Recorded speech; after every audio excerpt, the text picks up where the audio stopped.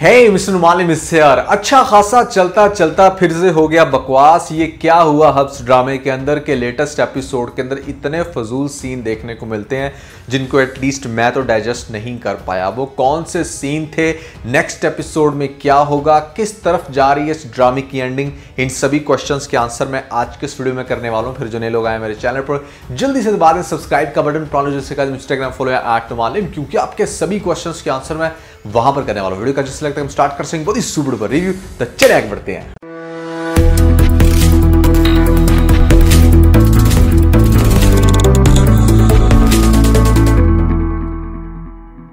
सबसे पहले तो भैया आई मस्ट से कि ड्रामा जो है ना वो बिल्कुल फजूल में ड्रैग कर रहे हैं। देखो, अगर आपके पास स्टोरी ना हो या सच कोई मज़ा ना रहे ड्रामे के अंदर, तो आपको ड्रामे को ख़त्म कर देना चाहिए या वहाँ पर अपनी स्टोरी स्टॉप कर देनी चाहिए। इस ड्रामे को अननेसेसरीली बढ़ाया जा रहा है जिसकी मेरे ख्याल से ज़रूरत नहीं थी। सबसे पहली बात तो ये है कि इतने स्टूपिड सीन दिखाए हैं।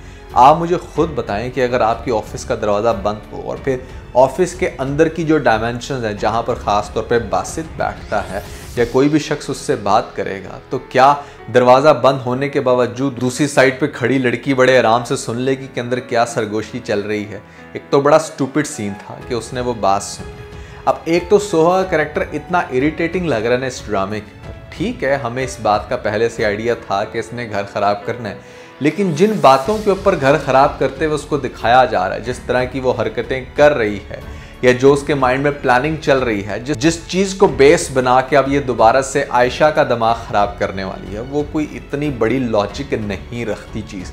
आप मुझे खुद बताओ कि जिस तरह से बासित हर दूसरे दिन एक नए से नया सरप्राइज़ दे रहा है आयशा को, कितने अच्छे तरीके से प्रपोज कर रहा है, उसका बिहेवियर, उसकी पर्सनालिटी टोटली चेंज होगी आयशा के लिए। इस ड्रामे के अंदर, जैसे मैं पहले भी कह चुका हूँ कि आयशा ने बासित को ठीक करना था, लेकिन यहाँ पर बासित आयशा की सेंसिटिविटी को बैठकर ठीक कर रहा है। किसी तरीके से उसको गुस्सा ना आ जाए या कोई बात उसको बुरी ना लग जाए, बस उसको इसी चीज़ की टेंशन लगी रहती है। अब बंदा पूछे तुझे 10 दफ़ा मना के, यूरोप घुमा के, इतना अच्छा सरप्राइज दे के, हर चीज़ का प्रूफ दे के आई रियली लव्ड यू, लेकिन फिर भी आपको दिखाया जाएगा कि आयशा का दिमाग अब दोबारा से इस बात पर ख़राब होने वाला है, चूंकि आपको दिखा दिया जाएगा कि सोहा उसके पास जाएगी बड़े फूल शूल लेके। यहाँ पर ये प्रिटेंड करवाया जाएगा कि सोहा तो जैसे आयशा को बहुत लाइक करती है, उसकी दोस्त बनना चाहती है, तो उसके पास बैठ के उससे कुछ पर्सनल बातें करेगी। पहले तो समझ इस बात की नहीं आती कि लड़कियाँ इतनी बेवकूफ़ क्यों होती हैं कि वो कैरेक्टर, वो इंसान जिसका नज़र आ रहा है कि हाँ ये नेगेटिविटी फैला रहा है,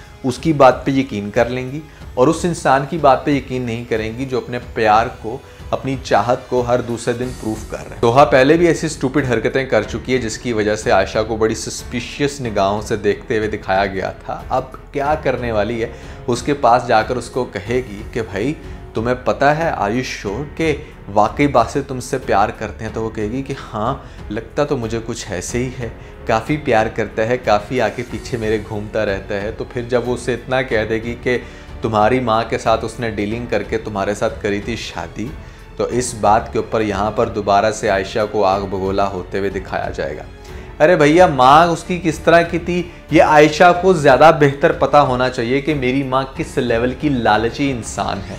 अगर ऐसा कुछ बासित ने किया भी होगा तो उस केस में भी उसको बासित को कसूरवार ठहराना नहीं चाहिए। और ये बात तो आयशा को भी पहले से पता है कि किसी मजबूरी की बेस पे इस बंदे ने मेरे साथ शादी की थी। बासित खुद भी ये बात कई दफ़ा बता चुका है कि मैंने भले एक मजबूरी में तुम्हारे साथ शादी की, वो एक ऐसा सिनेरियो था, but now I still love you.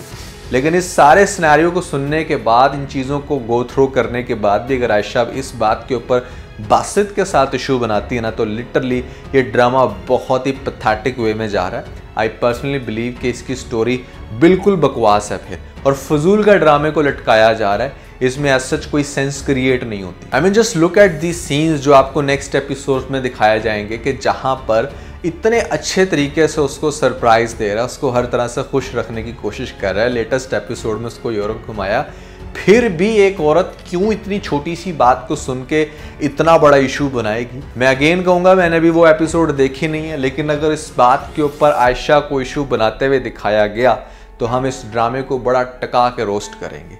अगर मैं इसको गुड नोट के ऊपर देखूं कि यहाँ पर ड्रामे को कैसे अच्छे तरीके से आगे से डायरेक्ट किया जा सकता है, तो वो ये होगा कि शायद आयशा जो है ना वो आगे से बड़ा टका के जवाब दे सोहा को, उसको लेट डाउन करे, इस चीज़ की रियलाइजेशन दे कि भाई तुम गलत हो, मैं अपने हस्बैंड को बहुत अच्छे से जानती हूँ। मतलब किसी पॉइंट पर आप एक लड़की को भी तो दिखाओ ना कि हाँ वो भी अंडरस्टैंड कर सकती है अपने हस्बैंड को, ज़रूरी तो नहीं है कि बंदे नहीं अंडरस्टैंड करना है। अच्छा, ये आपको अक्सर ड्रामों में दिखाया जाता है कि जहाँ पर सास जो है ना वो बड़ा टॉन्ट करती है कि हमने भी बच्चे पैदा किए हैं काम करके, इसको क्या ज़रूरत पड़ी है कि यहाँ पर आराम कर रही है।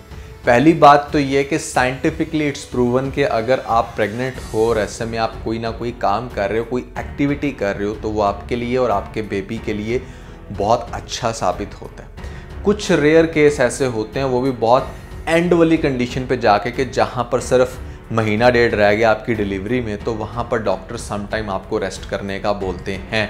लेकिन यहाँ पर एक ना अजीब ही फिलॉसफी है हमारी नॉर्मल सोसाइटी में भी कि यहाँ पर लड़की भी प्रेग्नेंट हुई नहीं, वहाँ पर बैठ जाती है वो सोफे या बेड के ऊपर, अब बैठ के बस उसकी सारे खातिर तवाज़ा करें। दैट इज़ स्टूपिड, ऐसा नहीं करना चाहिए, ठीक है। और इस ड्रामे के अंदर तो वैसे भी ये लड़की कर रही है नाटक, यहाँ पे बैठ के प्रेग्नेंट नहीं है, लेकिन ये प्रिटेंड कर रही है कि जैसे वो है। अब इसका जो नया तमाशा लगने वाला ना नेक्स्ट एपिसोड में, मुझे उसका बड़ा बेताबी से इंतज़ार है कि जिस टाइम इसके हस्बैंड को और उसकी सास को ये बात पता चलेगी कि एक्चुअली में ये तो प्रेग्नेंट थी नहीं और यहाँ पर बैठ के हमसे सिर्फ खिदमतें करवा रही थी। अगेन इसने एक नया झूठ बोला, तो ये ड्रामे के अंदर अच्छा खासा स्पाइस ऐड करने वाला है। ऑनेस्टली स्पीकिंग इस टाइम सबसे ज़्यादा जो इंटरेस्टिंग स्टोरी चल रही है ना वो जोया की चल रही है। वहाँ पर उसके घर में जो उसकी स्टूपिड हरकतें हैं ना, उसको देखने का ज़्यादा मज़ा आ रहा है। अच्छा, एक और बड़ी इंटरेस्टिंग डेवलपमेंट होने वाली है नेक्स्ट एपिसोड में, जैसे कि मैंने आपको पिछले ही रिव्यू में बता दिया था कि यहाँ पर दोबारा से टांका फिट होने वाला है हमारी बानो का तलाल के साथ। और वो समझ में भी आता है कि तलाल की जो बेगम है वो इंतहाई स्टूपिड दिखाई गई है। यहाँ पर उसको बिल्कुल भी परवाह नहीं है इस बात की कि उसका एक बच्चा है। ऐसे में हस्बैंड वो जो बहुत प्यार करता है वो बैठी है अपने मेके में जाकर, बिल्कुल भी परवाह नहीं है उसको अपनी सास की, ना ही हस्बैंड की। तो एक बड़ा अच्छा मौका है, एक अच्छी अपॉर्चुनिटी है कि जहाँ पर बेचारी बानो भी हो चुकी है एग्जॉस्ट, उसने भी एटलीस्ट घर तो बसाना है, लेकिन कहीं ना कहीं उसको तलाल की याद बहुत आती है। तो मेडिकल स्टोर पे जिस टाइम वो दवाइयाँ लेने जाएगी अपनी माँ की, तो वहाँ पर इसका टाकरा होगा तलाल के साथ। अब तलाल देखकर उसके पीछे पीछे यहाँ पर बात करने की कोशिश करेगा, उसको ये कहेगा कि वो उससे बहुत प्यार करता था और करता है। तो आगे से बानो बड़ा ज़बरदस्त जवाब देगी कि जो शख्स दिल से मोहब्बत करता हो या प्यार करता हो, वो इस तरह का बेवफाई का तगमा सजाकर शादी नहीं कर लेता किसी और के साथ। तो यहाँ पर अच्छा खासा उसको टका के जवाब देने वाली है। फिर उसको इस बात का आइडिया होगा कि जैसे यहाँ पर इसने अभी तक शादी नहीं की, तो वो दोबारा से इसमें इंटरेस्टेड है। इनकी ऑन एंड ऑफ मीटिंग्स दिखाई जाएंगी और ये भी दिखाया जा सकता है कि तलाल की माँ जो है ना वो घर चलकर आए यहाँ पर बानो के और सबसे माजरत करे, सॉरी करे, इंक्लूडिंग यहाँ पर बानो कि उसने उसके साथ बहुत ज़्यादती की, नहीं करनी चाहिए थी, अपने बेटे की शादी कहीं और नहीं करवानी चाहिए थी। तो मुझे समझ में आता यही है कि आपको आगे जाकर दिखाया जाएगा कि तलाल और बानो की शादी फिर से होगी, लेकिन उससे पहले उसको डिवोर्स देनी होगी अपनी पहली बेगम को। जोया का ये जो झूठ है, हो सकता है कि शायद ड्रामे को इस तरफ कंक्लूड करें कि वो अपना घर ख़राब कर बैठे, लेकिन ये भी हो सकता है कि चूंकि उसका जो हस्बैंड है वो उससे बहुत प्यार करता है, तो वो उसको माफ़ करके दोबारा से अपनी लाइफ में अच्छे से इंजेक्ट कर ले। और आपको ये भी दिखाया जा सकता है कि जोया एंड पे जाके ठीक हो जाए। असल जो इशू क्रिएट हो रहा है ना यहाँ पर आयशा का आप देखना ये है कि क्या वो इस सारे बिहेवियर के बाद भी अपने हस्बैंड को समझ पाई है या नहीं पाई। क्या दोबारा से आपको दिखाया जाएगा कि बासित उसके पीछे पीछे छोटी छोटी बातों पर उसको मना रहा है, एक्सप्लेनेशन दे रहा है, तो फिर तो ये ड्रामा बहुत ही ज़्यादा इरिटेटिंग हो जाएगा। मैं ये समझता हूँ कि स्टोरी को अगर अच्छे से कंक्लूड करना है तो इस पॉइंट पर आयशा को स्टैंड लेना चाहिए और सोहा का वो अच्छे से आंसर करे, जबकि बासित सारी सिचुएशंस को जो भी क्रिएट कर रही है सोहा उसके ऑफिस में, ये घर में बहुत अच्छे से मैनेज कर रहा है। लास्ट बट नॉट लीस्ट, लेकिन इस पॉइंट पर एटलीस्ट बानो की माँ को भी थोड़ी सी अकल आ जानी चाहिए कि पैसा ही सब कुछ नहीं होता, इंसान को ज़हनी सुकून भी चाहिए होता है। आप ये बात क्यों भूल जाते हो कि भले आपकी छत अपनी नहीं है, लेकिन आप एक छत के नीचे तो हो, चाहे आप रेंट के मकान में हो या कहीं पर भी हो, आपको कोई तनहा नहीं छोड़ रहा। रिसर्च ये बताती है कि 90% लोग फजूल की टेंशन लेकर मर जाते हैं, जिस टेंशन का हकीकत से कोई ताल्लुक नहीं होता।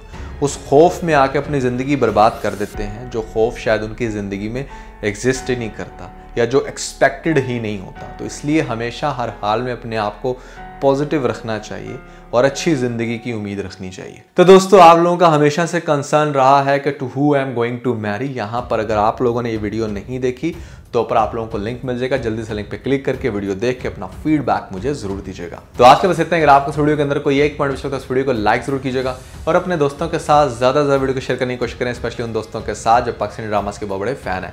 वीडियो चलेगी तो सब्सक्राइब बटन के ऊपर जरूर क्लिक कीजिएगा और कमेंट सेक्शन में मुझे अपना फीडबैक देना मत भूलिएगा।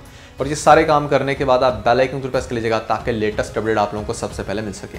इसके साथ बहुत सारा ख्याल रखें। Stay motivated and God bless you.